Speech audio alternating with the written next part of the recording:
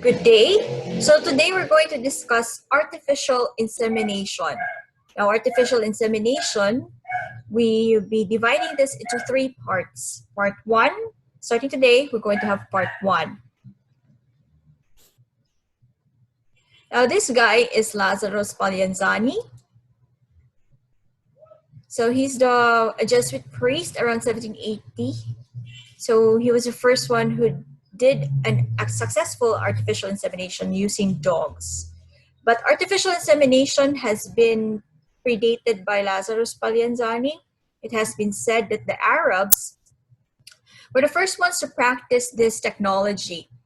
They steal or collected semen from other rival chieftains, prize stallions, to inseminate their mares. And knowing that Arabs, they live in a nomadic condition, so they transfer from one place to another, and horses are very valuable to their defense of their tribe, or even for traveling.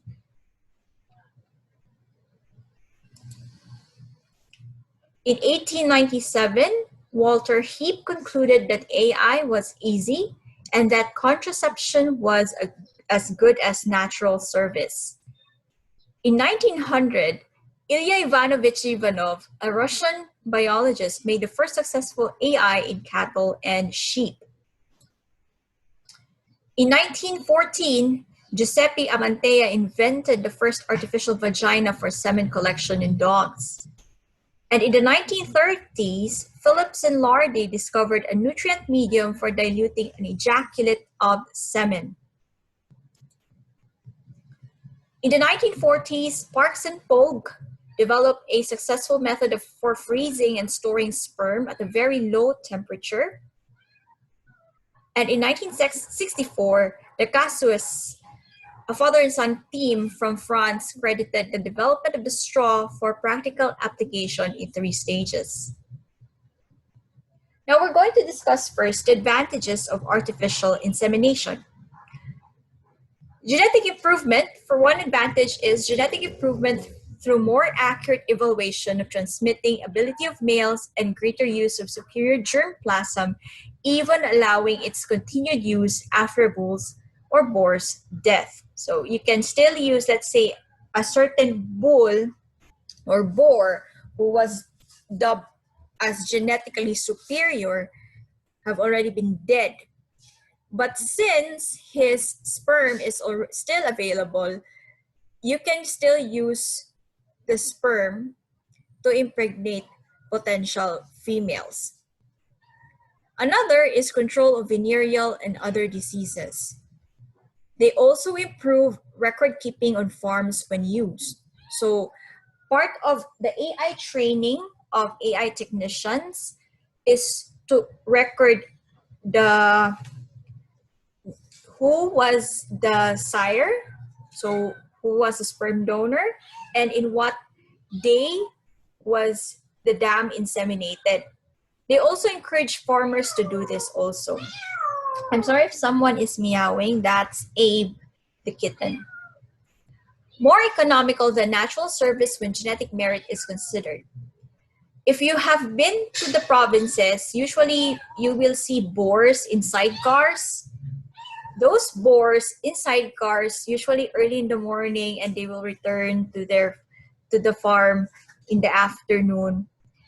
The boar was having service. So he goes from one farm to another to mate with the different dams or sows. However, with AI, it's far more economical because there's no need for the boar to go to one farm to another. Again, in this way, we're also going to control diseases from spreading. Another also, the boar will not get tired because the quality of semen that he will produce, let's say in the morning, is because when the boar will always be using himself, will always do services in his for the day. Usually the quality of the sperm is compromised by the day's end. So let's say the number of sperm that he's going to produce in the morning is more than the ones he will produce in the evening or in the afternoon. So it's very that's one concern also. So with AI, it's the same, almost the same amount of sperm present in one vial of straw, and then you can just inject it anytime. And most likely, the technician can cover more areas in one day than a natural service. Also more economical than natural service when genetic merit is considered. This one, that's the reason why. And safer by elimination of dangerous bulls on the farms, especially for the dairy breeds. This is true. Like your jerseys, they're quite maldito. Now, what are the AI activities, or what are the activities involving AI?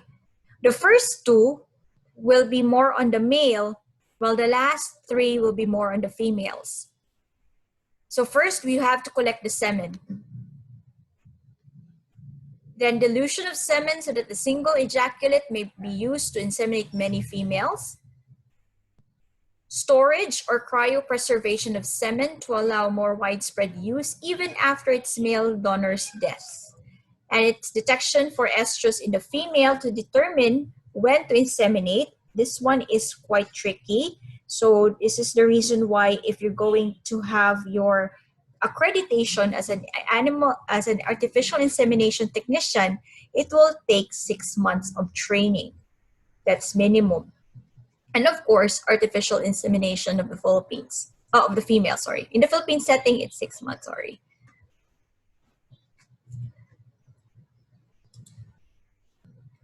So this is chapter 8.